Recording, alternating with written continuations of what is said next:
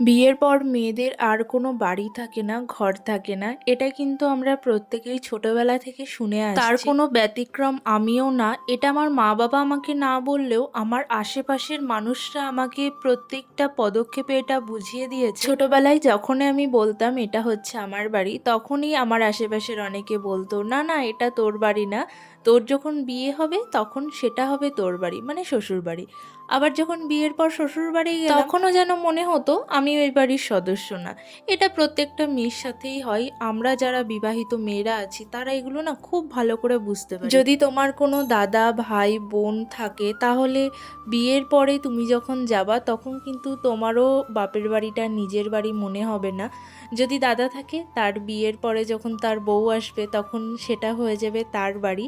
তোমার আর নিজের কোনো বাড়ি থাকবে না। কিন্তু আমার জীবনের গল্পটা না আবার একটু অন্যরকম।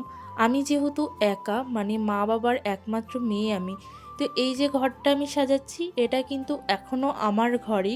এখনও আমি যখন বাড়ি থাকি না তখন আমার মা বাবা কেউ আসলে এটাই বলে এটা হচ্ছে আমার মেয়ের ঘর। সত্যি বলতে আমি যখন বিয়ের পরে চলে গেছিলাম আমার হাজব্যান্ডের সঙ্গে কোয়ার্টারে, তখন কিন্তু এই ঘরটা ফাঁকাই থাকতো, কিন্তু তাও প্রত্যেক দিন আমার মা ঘরটাকে পরিষ্কার করে, বিছানার চাদর প্রত্যেক সপ্তাহে চেঞ্জ করে, আমার পুতুল যেখানে যেটা আমি রেখে গেছিলাম ঠিক সেখানে সেগুলোই সুন্দর করে সাজিয়ে গুছিয়ে প্রত্যেকটা সময় রেখে দিত। আর যখনই আমি আসি তখন আমি নিজের মতো করে এগুলো ঠিক করি। জানো তো, একটা মেয়েকে ছাড়া একটা পরিবার কিন্তু পুরোপুরি সম্পূর্ণ হয় না। দেখো, সেটা হতে পারে মায়ের রূপে, বউয়ের রূপে, কখনো বা মেয়ের রূপে, কিন্তু তাও আমাদের মেয়েদেরই নিজের কোনো বাড়ি থাকতে নেই। যখনই বিয়ে হয়, মানে সিঁদুরটা কপালে ওঠে, তখনই কিছু মানুষ বুঝিয়ে দেয় এটা আর তোমার বাড়ি না, এটা এখন বাপের বাড়ি হয়ে গেছে। আবার ওইদিকে যখন শ্বশুর বাড়ি যাই তখনও সবাই বুঝিয়ে দেয় এটা তোমার বাড়ি না।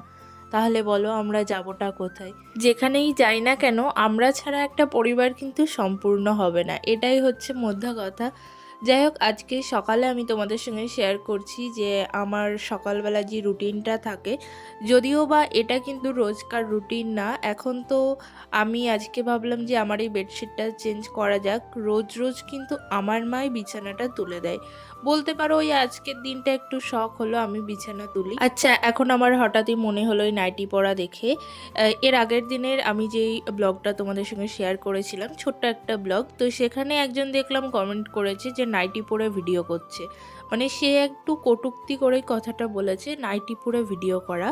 তো আমি বলতে চাই আসলে কি বলো তো, তোমাদের মনে হয় ওই যে শাড়ি পরে যারা থাকে অর্ধেক পেট দেখা যায়, পেছন থেকে শাড়ি খুলে যায়, ওগুলো দেখে দেখে অভ্যস্ত তোমরা, ছোটবেলা থেকে হয়তো ওগুলোই দেখে আসছো, ওই জন্য তোমাদের ওগুলো খুব ভালো লাগে। কিন্তু কি বলতো, আমরা না একটু ভদ্রভাবে থাকতে ভালোবাসি। আমার মনে হয় নাইটি পরলে পুরো ওপর থেকে নিচ পর্যন্ত সব কিছু আমাদের ঢাকা থাকে, শাড়িতে সেটা হয় না। আমরা যতই চেষ্টা করি শাড়ি পরেও ঠিকঠাকভাবে থাকার, কিন্তু যখন আমরা কাজ করি তখন কিন্তু আমাদের শাড়িতে অনেক রকম সমস্যা হয়। আর আমি যেহেতু ভিডিও করি, কখন কোন অ্যাঙ্গেল থেকে ভিডিও করছি আমাকে অনেক কিছু ভেবেচিন্তে ভিডিও করতে হয়। আমি জানি এইসব মানুষগুলোর কাজই হচ্ছে লোকের ভিডিওতে গিয়ে এইসব কমেন্ট করা। সত্যি বলতে আমি ইউটিউবে এতদিন ধরে কাজ করলেও ফেসবুকে ভীষণ নেগেটিভ মানুষ আছে। আমি ফেসবুকে এই মাত্র হয়তো কাজ করছি, 10-12 দিন ধরে ভিডিও আপলোড শুরু করেছি। এই কদিন আমি এত যে কমেন্ট ডিলিট করেছি। আমার ভিডিওতে একটা খারাপ কমেন্ট আসলে আমার যদি সেটা পছন্দ না হয় আমি কিন্তু সাথে সাথে ডিলিট করে দিই। কারণ আমি মনে করি ওই সব মানুষদের যদি আমি, মানে আমার ঈশ্বর যদি অমন কোনো আমাকে ক্ষমতা দিত যে পুরো পৃথিবী থেকে ডিলিট করে দেওয়ার, আমি হয়তো সেটাই করে দিতাম।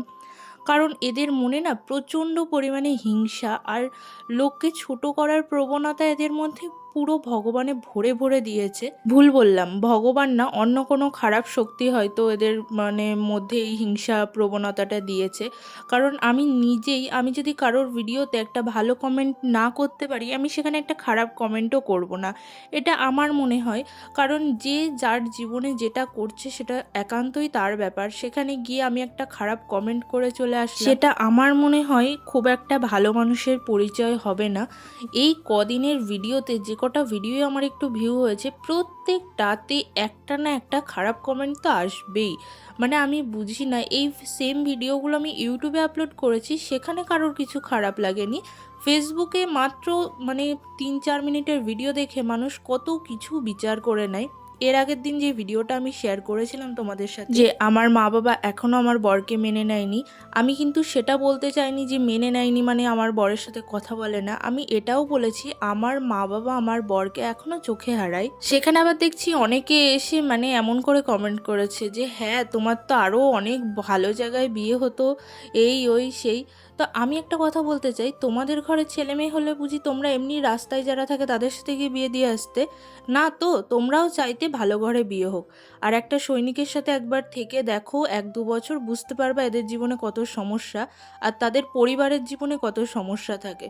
কিছু না জেনে শুনে একটা এসে কমেন্ট করে দিয়ে নিজেকে বিশাল বড় মহান ব্যক্তি ভাবলাম, সেটা করো না প্লিজ। কারণ কি বলো তো, তোমাদের এই কমেন্টেই বোঝা যায় তোমাদের শিক্ষাটা ঠিক কতটা। যাই হোক, ছাড়ো এদের কথা, এরা এই করবে। আজকে আমি তোমাদের সঙ্গে শেয়ার করলাম এই যে এটা হচ্ছে আমার ঘর, একান্তই আমার ঘর, এখানে আর অন্য কারোর অধিকার নেই। যাই হোক, তোমাদের কেমন লাগলো সেটা কিন্তু কমেন্ট করো। টাটা।